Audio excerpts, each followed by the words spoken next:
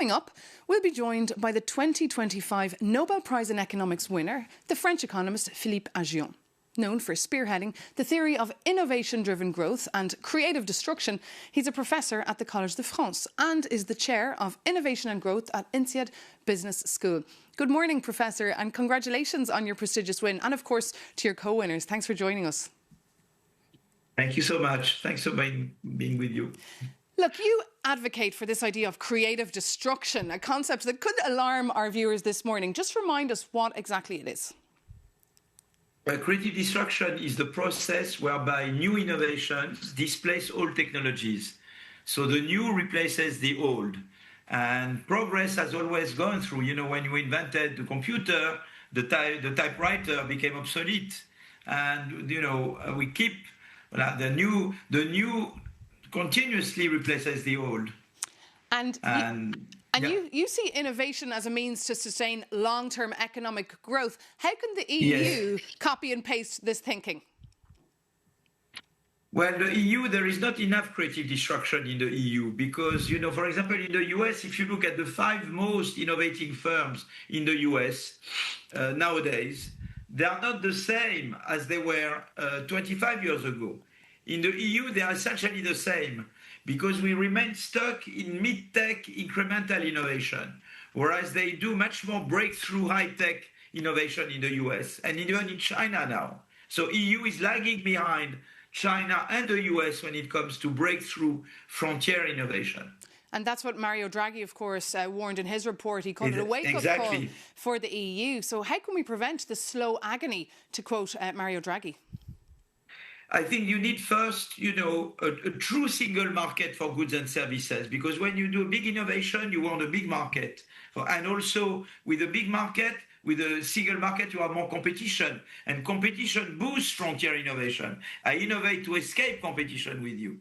So you need a single market. We don't have that. Each country, in each member state adds its own regulation to the European regulation. We call that gold plating.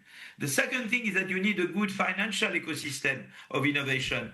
Venture capital, institutional investors like pension funds, mutual funds. We don't have enough of those. And those, they induce risk-taking because, you know, in Europe, we don't take enough risk. We don't, you know, forgive short-term failure. You know, to innovate breakthrough, you need to tell people, no problem if you fail.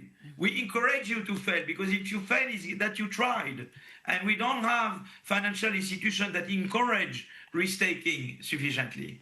And the third thing, we don't have anything like the DARPA, this modern way to do industrial policy. You see that the pro-competition way, they did that for defense and space in the US, DARPA. They did that for vaccines, it was the BARDA. We don't have anything equivalent in Europe. In Europe, in the name of competition policy, we precluded industrial policy. But what about people who fear change, they fear technology, they're afraid of the future, especially with AI developments as well? You see what I mean?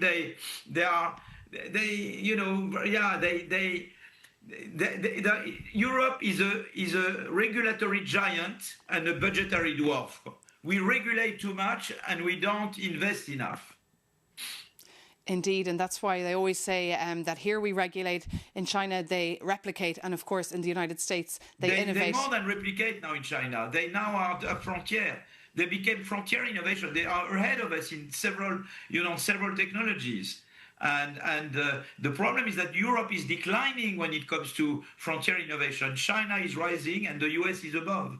And that's where we need to wake up. But there's a drive, of course, in Brussels now to simplify. That is the word of the day. Do you welcome this? And how do you find the balance? We have too many regulations. I think we need regulation. For example, on AI, with too many regulations. And regulation discourages new firms. Large incumbent firms can cope with regulation. New entrants are discouraged by regulation. So we need to regulate, but we over-regulate in Europe. That's the problem. That's a big barrier. And so we need that's something we need to work on, particularly for AI. If we want to, you know, to harness the AI revolution, that's what we need to do. Yeah. Okay, Professor Philippe Aghion, thank you so much for speaking to us here this morning on Europe Today from Paris. Thank you so much. Have a lovely day. Thank you. Good night. Bye-bye.